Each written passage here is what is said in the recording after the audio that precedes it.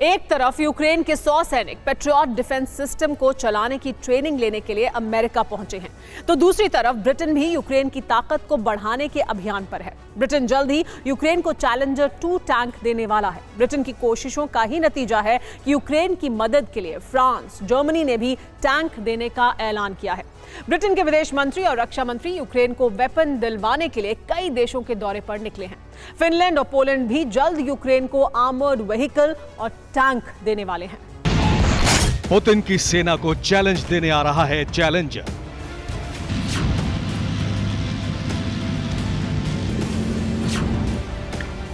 Ukraine की जमीन पर पहुंचते ही ये टैंक रशियन ठिकानों पर ताबड़तोड़ प्रहार शुरू कर देगा।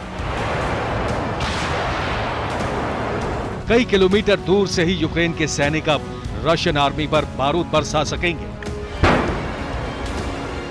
सिर्फ चैलेंजर ही नहीं, दुनिया के कई देशों से यूक्रेन को आर्टिलरी की सप्लाई होनी है। तय हो गया है कि फरवरी में बर्फ हटने के साथ ही यूक्रेन के वॉर जोन में दुनिया के कई शक्तिशाली टैंक धूल उड़ाते हुए नजर आएंगे।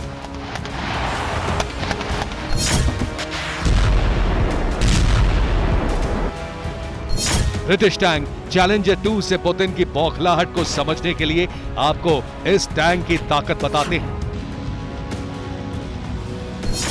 सड़क पर यह 59 किलोमीटर प्रति घंटे की रफ्तार से चलता है, जबकि ऑफ रोडिंग में इसकी स्पीड 40 किलोमीटर प्रति घंटे रहती है। टैंक में 4 क्रू मेंबर होते हैं। इसमें 120 मिलीमीटर की टैंक गन लगी है। बोइंग 7.62 mm की चेन गन भी होती है। टैंक 7.62 mm की एंटी एयर गन से भी लैस है।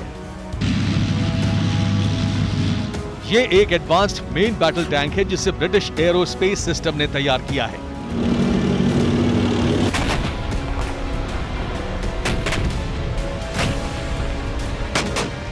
यूक्रेन के बैटलफील्ड में ये सबसे आधुनिक टैंक होगा। पहली खेप में ब्रिटेन 14 चैलेंजर 2 टैंक भेज रहा है। ब्रिटेन के साथ ही दूसरे देशों से भी टैंक पहुंचने वाले हैं। पोलैंड और फिनलैंड भी यूक्रेन को टैंक देने वाले हैं।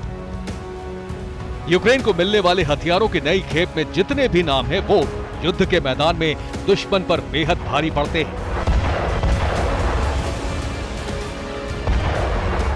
अमेरिका, फ्रांस और जर्मनी यूक्रेन की थल सेना को बेहद शक्तिशाली बनाने जा रहे हैं, क्योंकि नेटो समझ चुका है कि अब सिर्फ हथियारों से काम नहीं चलेगा।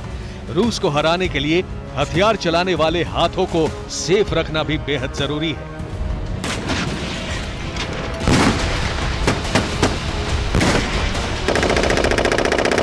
ब्रिटेन ने फ्रांस और जर्मनी से भी यूक्रेन की मदद करने की अपील की थी। ब्रिटेन की कोशिशों की वजह से ही जर्मनी यूक्रेन को मार्डर से लैस करने जा रहा है। जर्मन मेड इन्फैंट्री लड़ाकू वाहन, बॉडी पर स्टील आर्मर का कवच, 20 मिलीमीटर ऑटोमेटिक कैनन से लैस, एक बार में 1250 round fire, anti tank guided missile launcher, Marder की रफ्तार 65 से 75 किलोमीटर प्रति घंटे, मार्डर में 6 सैनिकों के बैठने की जगह। जर्मनी के मार्डर देने के ऐलान से ठीक एक दिन पहले फ्रांस ने यूक्रेन को अपना लाइट कॉम्बैट व्हीकल देने का ऐलान किया था। फ्रांस के इन हल्के टैंक्स का नाम AMX-10 है।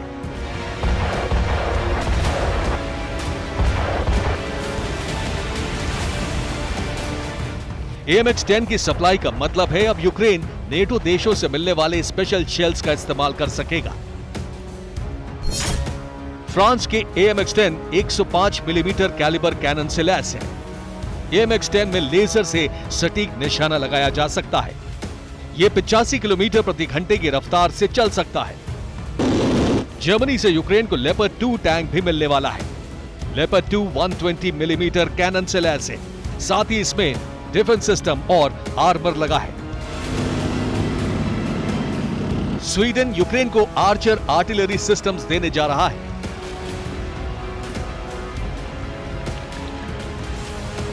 फिलहाल चेक रिपब्लिक ने T-72 टैंक का काफिला यूक्रेन को भेजा है।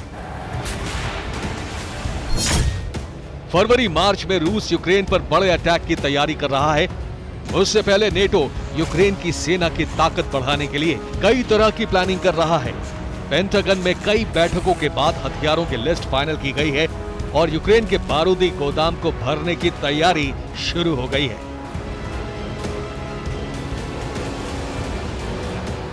Bureau report, TV9 Bharatvarsh.